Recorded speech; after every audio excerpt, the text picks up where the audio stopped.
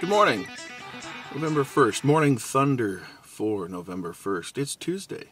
And I parked at the top of the parking garage so that you can see that the office building in the city where I am working is completely shrouded in fog. It's kind of cool.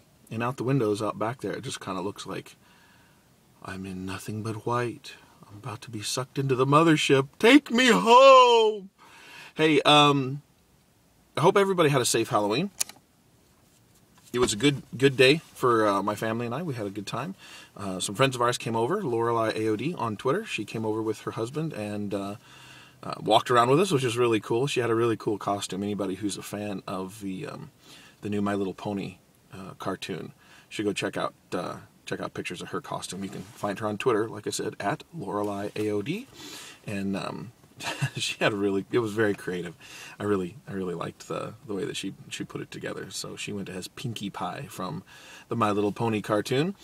Let's see. I'm trying to think of the other really creative costumes that we saw. There was a Wolverine, which I dig. I always like seeing little kids dressed as Wolverine. I think my son's was, I'm biased, but I think his costume was the most impressive that I saw.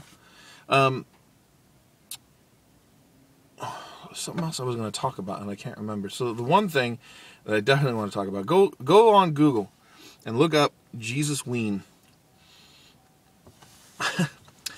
It's ridiculous, okay? This is one of those things where if you go look it up, I think it's an article on Gawker that interviews the pastor about what Jesusween is about. And it's well, I mean, I don't know how else to put it. It's effectively the Christian alternative to Halloween. But first of all, the name Jesusween, somebody needs to work on their marketing because that is ridiculous. That is like, I in no way want to be associated with Jesusween. Does that make me, as my buddy Bearbutt on Twitter said, a Jesus wiener? Ugh, that's pretty bad.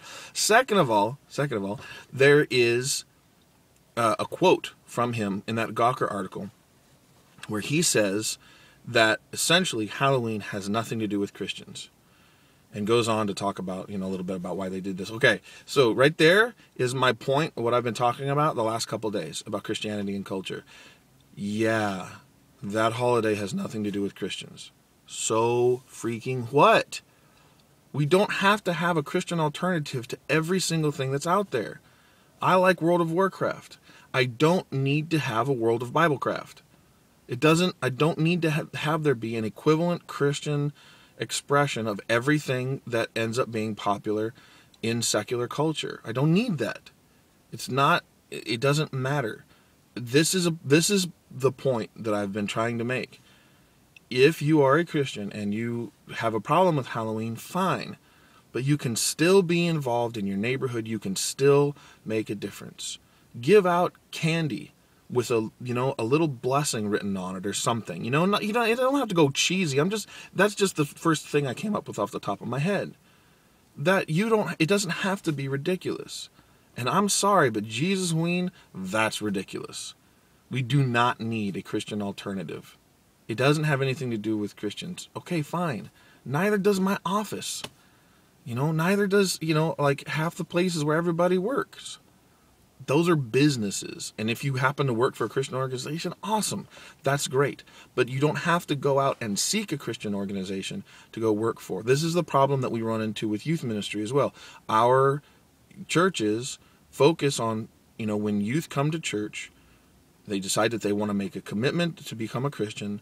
They get in the church, and then essentially what we do is we tell them to isolate themselves. Drop all your friends. Don't talk to any of them that aren't Christian. Come to church, and it's a little happy bless me club, and people forget the point is that we are supposed to be showing the love of Christ to people outside the church. Not condemning it, not being mean to them, not pointing out their sin. Something that a preacher said and I may have mentioned it on another video, I don't remember, so this is repeating myself, I apologize.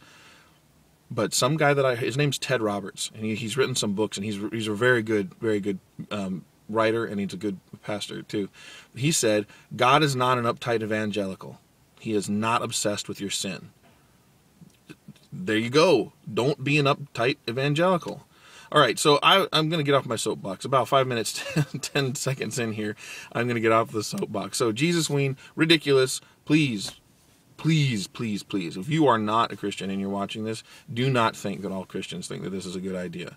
That pastor who decided that may have been well-intentioned in what he's doing, but clearly, I think, missed the mark in this one. So that's all I'm going to say for today. We'll see what tomorrow brings. I hope you have an awesome day. Enjoy the fall day if you can. I think with the fog this morning, it promises to be a nice crisp fall day today, so I may end up going for a walk. But we'll see. So keep rocking. Have an awesome day. I will catch everybody tomorrow in tomorrow's Morning Thunder. This has been the Big JB, Angry Panda, Count Joshua. I don't know. I'm going to come up with one solid name that's going to summarize everything. Thank you for watching, and thanks for subscribing. See ya.